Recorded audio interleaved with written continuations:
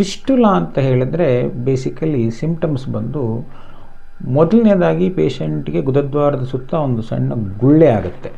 ಅಂದರೆ ಈ ಕುರ ಅಂತ ಹೇಳ್ತೀವಲ್ಲ ಆ ಥರನಾಗಿ ಅದು ದಪ್ಪ ಆಗಿ ಅಪಾರವಾದ ಪೇಯ್ನ್ ಕೊಡುತ್ತೆ ಮತ್ತು ಅದು ಒಡ್ಕೊಂಡು ರಕ್ತ ಮತ್ತು ಕೀವು ಹೊರಗೆ ಬರುತ್ತೆ. ಇದನ್ನು ಮತ್ತೆ ಒಂದು 3 ತಿಂಗಳಾದಮೇಲೆ ತಿರ್ಗಾ ಅದೇ ಥರ ಒಂದು ಗುಳ್ಳೆ ಆಗುತ್ತೆ, ಒಡ್ಕೊಳ್ಳುತ್ತೆ, ರಕ್ತ ಈಚೆ ಬರುತ್ತೆ, ಕೀವು ಈಚೆ ಬರುತ್ತೆ. ಈ ಒಂದು ಸೈಕಲ್ಲು ರಿಪೀಟ್ ಆಗ್ತಾ ಹೋಗುತ್ತೆ. ಗುದದ್ವಾರದ ಒಳಗಡೆಯಿಂದ ಹೊರಗಡೆ ಏನು ಕೀವು ಬರುತ್ತಲ್ಲ ಅಲ್ಲಿಗೆ ಒಂದು ಕನೆಕ್ಷನ್ ಇರುತ್ತೆ. ಇದನ್ನು ಫಿಸ್ಟುಲಾ ಅಂತ ಕರಿತೀವಿ. ಇದರಲ್ಲಿ ಸಿಂಪಲ್ ಫಿಸ್ಟುಲಾ ಅಂತ ಮತ್ತು ಕಾಂಪ್ಲೆಕ್ಸ್ ಫಿಸ್ಟುಲಾ ಹೀಗೆ 2 ವಿಧಾನ ಇರುತ್ತೆ. ಸಿಂಪಲ್ ಫಿಸ್ಟುಲಾ ಅಂದರೆ ಸ್ಟ್ರೇಟ್ ಫಾರ್ವರ್ಡ್, ಅಂದರೆ ಒಂದೇ ಒಂದು ಮೊಳಕೆ ಅಥವಾ ಟ್ರ್ಯಾಕ್ ಇರುತ್ತೆ.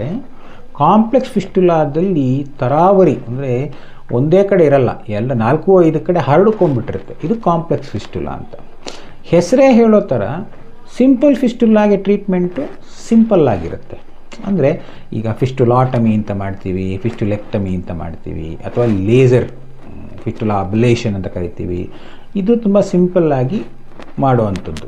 ಈ ಕಾಂಪ್ಲೆಕ್ಸ್ ಫಿಸ್ಟುಲಾಗಾದರೆ ಒಂದೊಂದು ಸಾರಿ ಸ್ಟೇಜ್ಡ್ ಪ್ರೊಸೀಜರ್ ಮಾಡಬೇಕಾಗಿ ಬರುತ್ತೆ.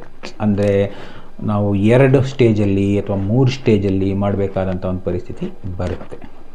ಈ ಫಿಸ್ಟುಲಾಗೆ ಆ್ಯಕ್ಚುಲಿ ಹೇಳಬೇಕು ಅಂದರೆ ಒಂದು ಸಾರಿ ಫಿಸ್ಟುಲಾ ಡೆವಲಪ್ ಆದರೆ ಅದಕ್ಕೆ ಆಪ್ರೇಷನ್ನೇ ಮದ್ದು. ಅದನ್ನು ಕನ್ಸರ್ವೇಟಿವ್ ಟ್ರೀಟ್ಮೆಂಟ್ ಅಂತ ಏನು ಹೇಳ್ತೀವಿ, ಅಂದರೆ ಮೆಡಿಸನ್ ಆಗಲಿ, ಕ್ರೀಮ್ ಆಗಲಿ ಅಥವಾ ಸಿರಪ್ ಆಗಲಿ ಕೊಟ್ಟು ವಾಸಿ ಮಾಡಲಿಕ್ಕೆ ಆಗಲ್ಲ. ಇದಕ್ಕಿರೋದೇನೆಂದರೆ ಪ್ರಿವೆನ್ಷನ್. ಸಾಮಾನ್ಯವಾಗಿ ಕೆಲವು ಸಾರಿ ಹೆರಿಡಿಟರಿ ಅಥವಾ ಇದರಲ್ಲಿ ಒಂದೊಂದು ಸಾರಿ ಎಲ್ಲನೂ ನಾವು ಕಂಟ್ರೋಲಲ್ಲಿ ಇದ್ರೂ ಒಂದೊಂದು ಸಾರಿ ಆಗಿಬಿಡುತ್ತೆ. ಅದೇನು ಮಾಡೋಕ್ಕಾಗಲ್ಲ, ಅದು ಹಣೆ ಬರಹ.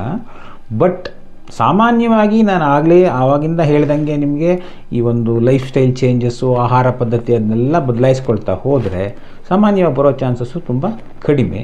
ಬಟ್ ಈ ಫಿಸ್ಟುಲಾ ಸಾಮಾನ್ಯವಾಗಿ ಈ ಶುಗರ್ ಪೇಷಂಟ್ ಡಯಾಬಿಟಿಕ್ಸಲ್ಲಿ ತುಂಬ ಜಾಸ್ತಿ ಇರುತ್ತೆ. ಯಾಕಂದರೆ ಸಾಮಾನ್ಯವಾಗಿ ಡಯಾಬಿಟಿಸ್ ಕಂಟ್ರೋಲ್ ಮಾಡಲಿಲ್ಲ ಅಂದರೆ, ಈಗ ಡಯಾಬಿಟಿಸ್ ಇರೋರಿಗೆ ನಿಮ್ಗೆ ಗೊತ್ತು, ಮೈನಲ್ಲೆಲ್ಲ ಸ್ವಲ್ಪ ಅಲ್ಲಲ್ಲಿ ಕುರ ಥರ ಆಗ್ತಾ ಇರುತ್ತೆ, ಸಣ್ಣ ಸಣ್ಣ ಕೀವುಗುಳ್ಳೆಗಳು. ಅದೇ ಥರ ಈ ಜಾಗದಲ್ಲೂ ಆಗೋ ಸಾಧ್ಯತೆಗಳು ಸ್ವಲ್ಪ ಜಾಸ್ತಿ.